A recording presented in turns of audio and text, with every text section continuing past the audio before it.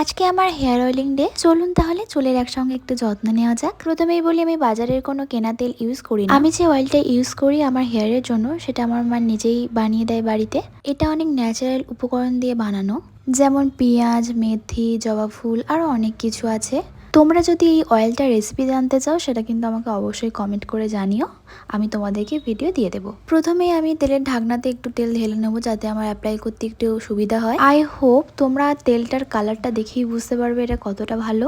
প্রথমে আমি তেলটা ভালোভাবে দুটো হাতে নিয়ে নেবো, নিয়ে ভালোভাবে মাথায় অ্যাপ্লাই করবো। এরপর অ্যাকচুয়ালি আমার মাথার অয়েলটা না আমি দিই না, এটা আমার মাই করে দেয়।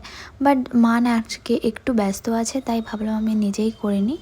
দেন পুরো চুলে ভালোভাবে অয়েল লাগানোর পরে এই স্পা ক্যাপটা মাথায় আমি 15 মিনিট থেকে 20 মিনিট রাখবো। তোমরা যে কোনো অনলাইন প্ল্যাটফর্মে পেয়ে যাবে। এটা ইউজ করলে চুলে যে তেলটা লাগিয়েছো সেটা একদম চুলের ভেতর অব্দি চলে যায়, আর শ্যাম্পু করার পর চুলটা অনেকটা সফট লাগে। এখানে এরকম 3টে বাটন আছে, অফ, অন আর মিডিয়াম। তো এই ছিল আজকে আমার ব্লগটা কেমন লাগলো অবশ্যই জানি।